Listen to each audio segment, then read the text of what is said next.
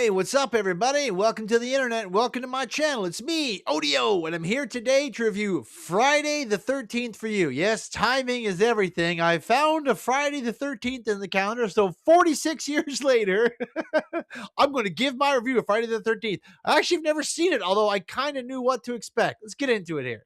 So yeah, I felt like today, Friday the 13th, is a great day to review Friday the 13th. I'd actually never seen it before, so it was my first time watching it last night. And I mean, I had recently watched Nightmare on Elm Street for the first time. That was really scary.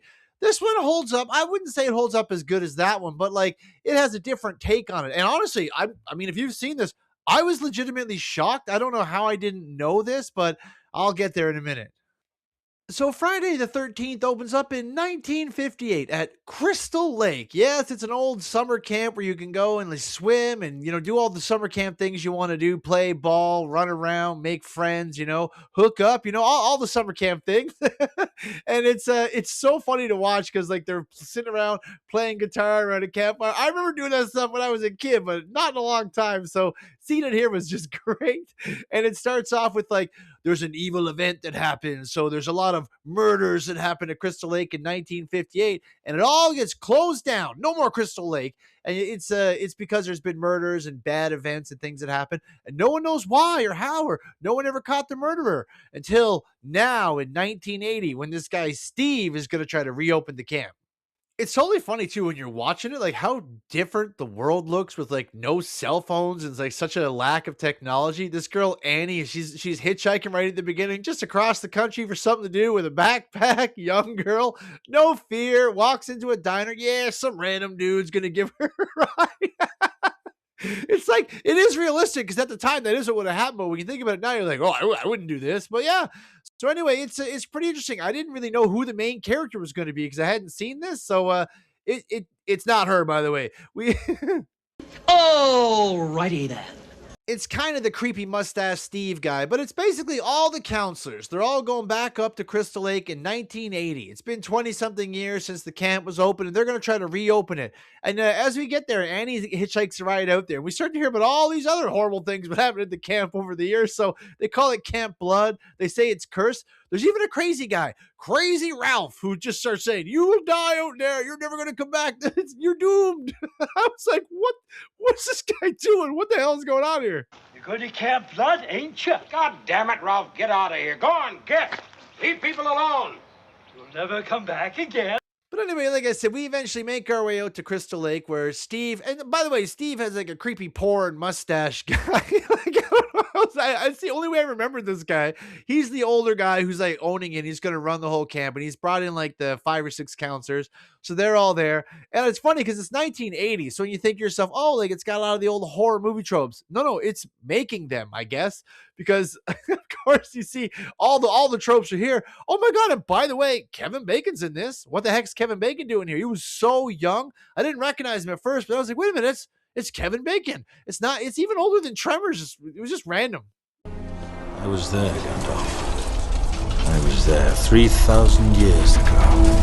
But anyway, other than Kevin, like, it wasn't really anybody I honestly recognized, but that's the whole premise of it. So you're going around the camp and they're all getting murdered one by one. Who's killing everybody? And it's funny because it's all this first person style camera that just goes, you're like, oh, it's you. Then they get murdered. And the kills are actually pretty good. They hold up. They're very graphic. I wouldn't say they're explicit. You don't watch the whole murder scene. There's a lot of imagination, but you see the after effect, like an axe in the face or like someone with something up through their chest or people dead. Oh man, it's weird because they of course they you get the one. No, there's a couple having sex. Definitely one of them was gonna die, but like you find out they're actually having sex on a bunk bed and like on the top bunk is like a corpse. Oh man, dark movie, dark. How dare you! There's all kinds of cheesy jokes and dialogue. It's fantastic. It's like, looking through a mirror back 46 years ago to see what it was like. But I gotta say, in this movie, a lot of the kills didn't really scare me that much or anything. But you know what? It still holds up pretty good. The tone.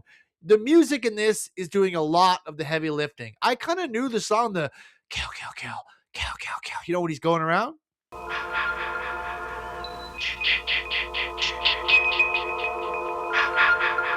like I've been to a lot of Halloween parties and things like that, so I kind of got the vibe. And I know Jason with the mask and the axe. I know he's gonna be coming, right? So I mean, I'm waiting for it. I'm here for it. And you get some. It's the performances are pretty cheesy for the most part because all these characters are they all pretty much die, right? But I gotta say, there was a big twist, and I'm gonna spoiler it. So hey, I don't want 46 years too soon, but no, I'm gonna have to. No! God, please, no! No! There is one counselor who in the night she starts hearing like, help me, and she's trying to figure out like, who are you, how can I help you, let me find you. And you go to find out, and you kind of get the backstory that there was a kid named Jason who had gone to camp there like 20 something years ago, and he drowned because the counselors were like having sex and doing whatever. They didn't catch up on it, so Jason's dead. And I was like, yeah, that's right, it's gonna be like Jason's ghost coming back or whatever with the mask on and the ask. So I was waiting for that. Even when all the kills are happening, you never get to see who the assailant is. You just see them look like, oh, it's you, and it's like, what? Wait a minute. Who are you? I was very surprised because I thought it was going to be like an obvious thing. And they're even playing strip Monopoly at one point. I mean, come on, strip Monopoly. You've played strip poker, but Monopoly, the banker's going to win it all. But anyway, it was pretty funny. But when we finally get to the end of it, drum roll, it actually turns out it's Jason's mom. What? I did not know that. She's the actual killer. So when we find out, she pulls up in a Jeep and she's talking about how her son died and she'll never forgive it. She won't let the camp open back up because they didn't take care of her son. I had no freaking clue. I honestly didn't know that. I was waiting for the dude with the hockey mask and the axe the whole time. Why? Where is he? Ninja vanish! I'm probably gonna have to watch the other ones because like it was weird though. So then when you figure that out, you understand, like, so she's basically getting the kills because she's like a frail old lady. I'm like, how's she killing everybody? Well, because she's a frail old lady, they don't do anything. And she gets close, now you've been stabbed, or like hides under beds or behind things. Really cool to kind of think about when you think about the POV scenes, replay them in your head. You're like, oh, that's who it was. So it was pretty crazy. I liked it. I didn't love it though, because I just, I guess my own expectations. I was waiting for Jason, and he's not dead. This movie has an absolutely bonkers ending. Boy, that escalated quickly. I mean, that really got out of hand fast. Like, it's totally wild. The whole movie ends, you think everything's kind of done and resolved, and then there's like the girl, she just pushes herself on the lake, so she doesn't have to deal with, there's a crazy head cutting off scene, by the way, too. A lot of the kills are pretty good, but she just pushes herself out into the middle of the lake, and I'm like, okay, she's going to stand there. Then out of nowhere, it's like, this dude jumps out of the water, like grabs her. I was like, oh my God. And then you see the cops on the shore. Then we just poof, she wakes up. I'm in the hospital. Oh, they had to drag you out. I was like, did that just happen? What the hell just happened? It was like a young kid, like a monster or something pulled her. I'll see if I can find a picture or a clip or something of it. Put it in, but it was like weird looking. It caught me right off guard. I was like, is there more movie? But then there's not more movie. So we resolved the whole killer thing with the mom. So I don't know, man. It was not what I was expecting. But like I said, but the music, man, it does a lot of heavy lifting when they're looking around. It sets the tone for when you're supposed to be afraid of Jason, when you're not supposed to be afraid. Overall, I see why it's a classic. I would definitely, it's an easy recommend.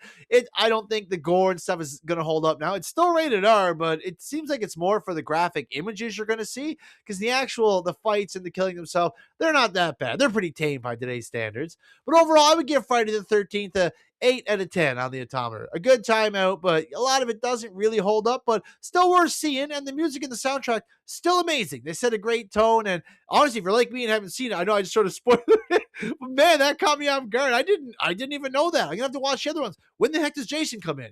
But thanks so much for watching this far, guys. Really appreciate that. Please like, share, subscribe to the video, and remember, everybody, stay out of trouble.